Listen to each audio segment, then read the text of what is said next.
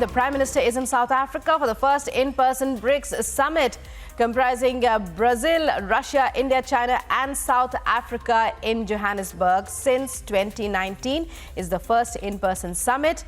The Prime Minister kicked off day one addressing the BRICS Business Forum at Johannesburg. He exuded confidence as he spoke of the Indian economic trajectory. We bring you all the details and the updates and take a look also at his full address. BRICS business समुदाय के leaders, आप सबको नमस्कार। मुझे खुशी है कि दक्षिण अफ्रीका की भूमि पर रखते ही हमारे कार्यक्रम की शुरुआत ब्रिक्स बिजनेस फोरम से हो रही है। सबसे पहले मैं राष्ट्रपति रामाफोसा को उनके निमंत्रण और इस बैठक के आयोजन के लिए बहुत बहुत धन्यवाद देता हूं। ब्रिक्स बिजनेस काउंसिल को 10वीं वर्षगांठ पर बहुत बहुत बधाई और शुभकामनाएं देता हूं। पिछले 10 वर्षों में ब्रिक्स बिजनेस काउंसिल ने हमारे आर्थिक सहयोग को बढ़ाने में बहुत महत्वपूर्ण भूमिका निभाई है। 2009 में जब ब्रिक्स की पहली समिट आयोजित की गई थी, तब विश्व एक बड़े आर्थिक संकट से बाहर आ रहा था। उस समय ब्रिक्स वैश्विक अर्थव्यवस्था के लिए एक आशा की किरण के रूप में उभरा था। वर्तमान समय में भी कोविड महामारी, तनावों और विवादों के बीच विश्व आर्थिक चुनौतियों से जूझ रहा है। ऐसे समय में ब्रिक्स देशों के एक बार फिर महत्वपूर्ण भूमिका है।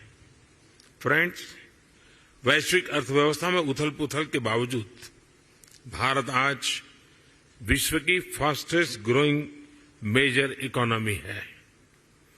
जल्द ही भारत $5 ट्रिलियन इकोनॉमी बन जाएगा।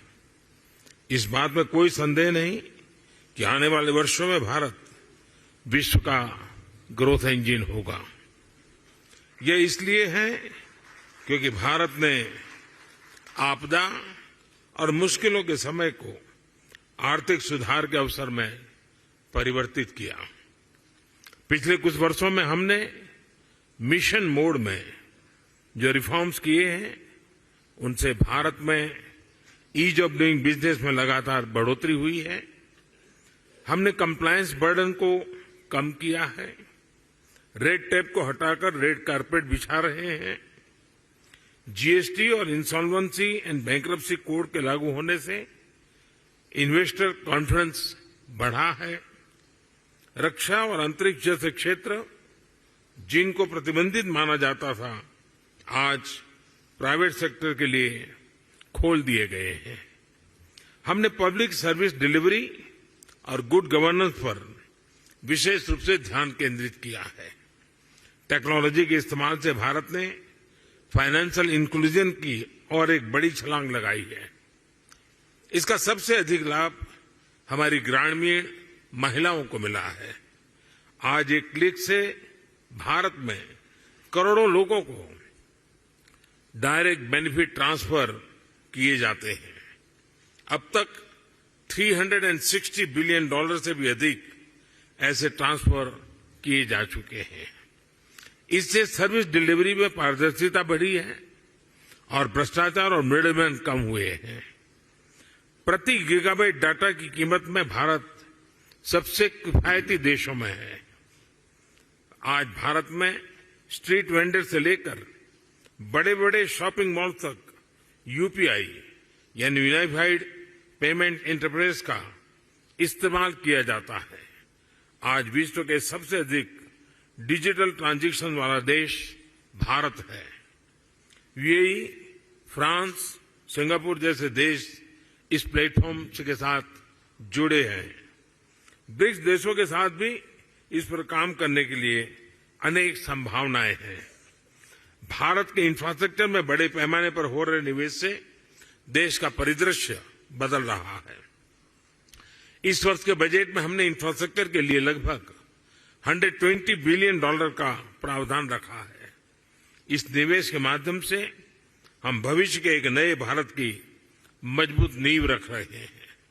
रेल, रोड, वाटरवे, एयरवेज हर क्षेत्र में तेज गति से बदलाव आ रहा है। आज भारत में 10,000 किलोमीटर प्रति वर्ष की रफ्तार से नए हाईवे बन रहे हैं। पिछले 9 वर्ष में एयरपोर्ट की संख्या दोगुनी हुई है। निवेश और उत्पादन को बढ़ाने के लिए हमने प्रोडक्शन लिंक इंसेंटिव स्कीम्स लागू की हैं। लॉजिस्टिक्स कॉस्ट कम होने से भारत का मैन्युफैक्चरिंग सेक्टर कॉम्पिटिटिव हो रहा है। रिन्यूएबल एनर्जी के क्षेत्र में भारत वर्ल्ड लीडर में से एक है।